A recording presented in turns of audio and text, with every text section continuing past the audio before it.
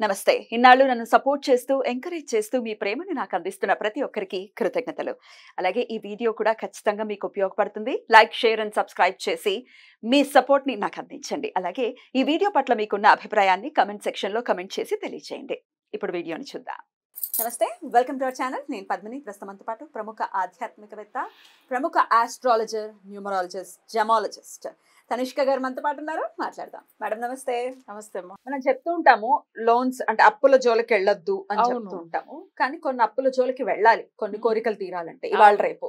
అవును కదా, అదేమిటంటే ఇల్లు కట్టుకోవాలి అనే కోరిక తీరాలి అని అంటే ఎంతో కొంత మనం లోన్ తీసుకుని ఇప్పుడు రెంట్లు కట్టడం కంటే బెటర్ లోన్ తీసేసుకుని నెల నెల వాళ్ళకి కట్టేస్తే కొన్నేళ్ల తర్వాత ఆ ఇల్లు మన సొంతం అవుతుంది. అవును, ఇది మంచి లోనే, ఒక ప్లస్ లోన్ అని చెప్పాలి.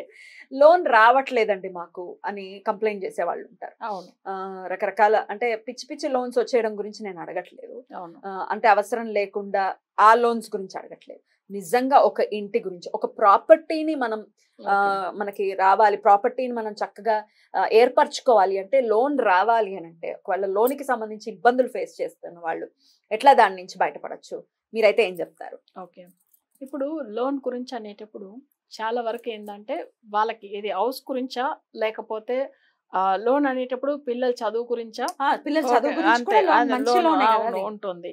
తర్వాత వాళ్ళు ఏంటంటే పిల్లల పెళ్లి గురించి లోన్ తీసే వాళ్ళు కూడా ఉంటారు. అది కొంచెం అట్లనే ఉంటుందా? కానీ ఆడపిల్ల పెళ్లి చెయ్యాలి అని అంటే అవును తప్పదు ఇంకా. అవును. అయితే చాలా మందిలో లోన్ ట్రై చేసి అసలు లాస్ట్ మూమెంట్ వరకు అసలు రాకుండా చాలా ఎక్కువ ఇంట్రెస్ట్ తీసుకోవడం కూడా జరుగుతాయి పాపం. అయితే ఇవి లోన్ అనేప్పుడు కొంతమంది బ్యాంక్ లో ట్రై చేస్తారు. కొన్ని ఏంటంటే రిలేటివ్స్ దగ్గర లేదు, తెలిసిన వాళ్ళ దగ్గర, లేకపోతే వాళ్ళు అసలు వేరే ఎక్కడో ఏదైనా జ్యువెల్ పెట్టి అట్లా లోన్ తీసుకునే వాళ్ళు ఉంటారు. కానీ వాళ్ళ జాతక చక్రంలో కొంతమంది చూడండి, ఓకే జ్యువెల్ ఉంటే వెంటనే వాళ్ళకి మనీ అంతే, మంచి అసెట్ అది ఉండడం అనేది మంచిది యాక్చువల్ బంగారం.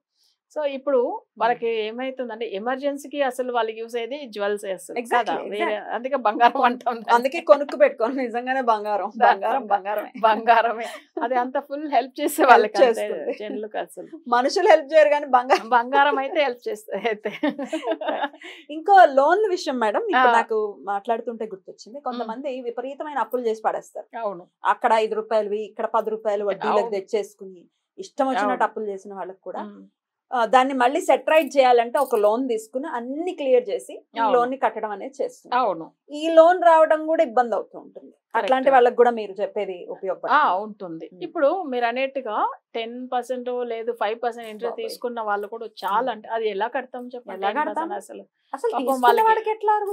అసలు అదే కదా, అసలు అన్యాయం కదా అది అట్లా చేసేవాళ్ళు. ఎందుకంటే వాళ్ళ ఎమర్జెన్సీ సిచ్యువేషన్ పెట్టుకుని క్యాష్ చేసుకోవడం, ఆ ఏడుపు ఊరికే ఏమి పోదు.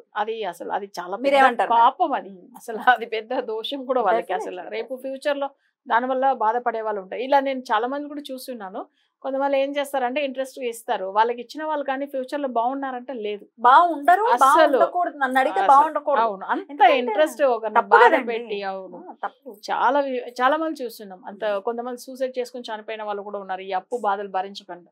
అసలు చెప్పాలంటే ఒక ఊర్లోంచి ఇంకో ఊరికి తెలియకుండా మొబైల్ చేంజ్ చేసుకొని వెళ్ళిపోయి ఎక్కడ దాక్కుని ఉండే వాళ్ళు కూడా ఉంటారు. ఎందుకంటే అసలు భరించలేదు ఆ అప్పులు. అసలు మరి ఎందుకు తీసుకున్నారు అప్పులు అని ఇలా మాట్లాడతారు.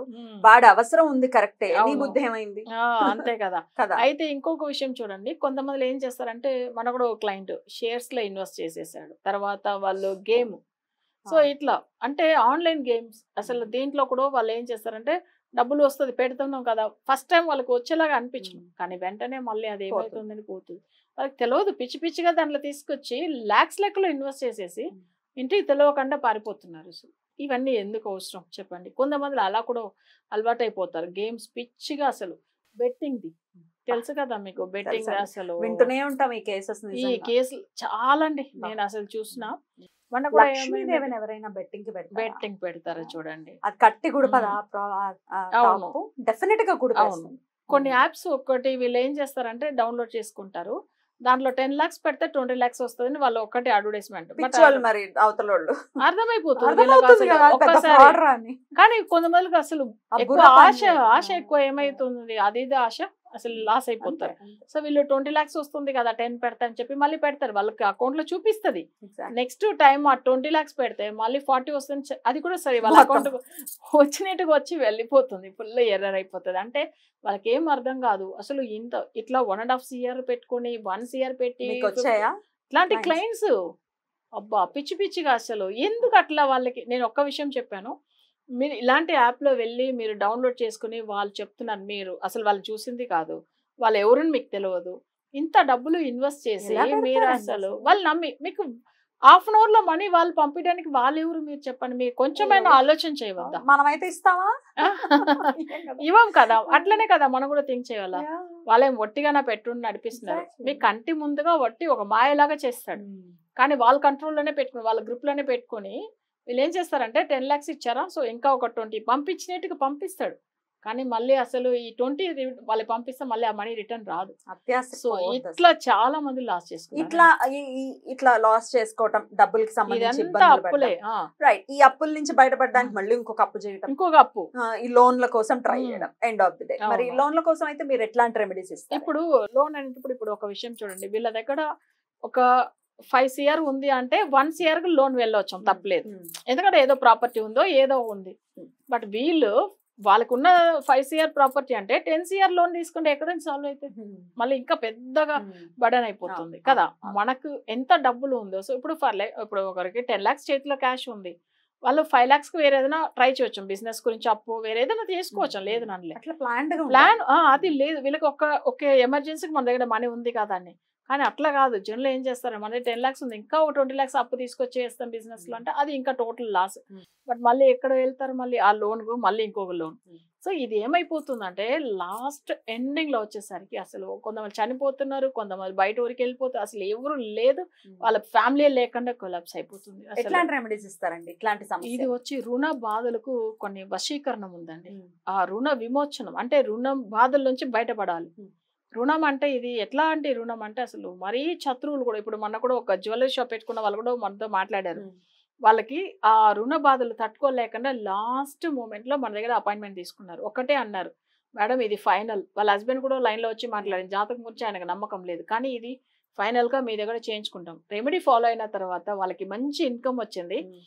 ఎంత మంది వల్ల వీళ్ళు చనిపోతాం అనుకున్నారో వాళ్ళందరూ సైలెంట్ అయిపోయి మీరు ఎప్పుడు ఇస్తారు అప్పుడు ఇవన్నీ చెప్పడము, మన పూజల వల్ల ఇదన్నీ అయ్యి మళ్ళీ వాళ్ళ అప్పులు కూడా కట్టేసి బయట అయిపోయారు, మంచిగా బయటపడారు.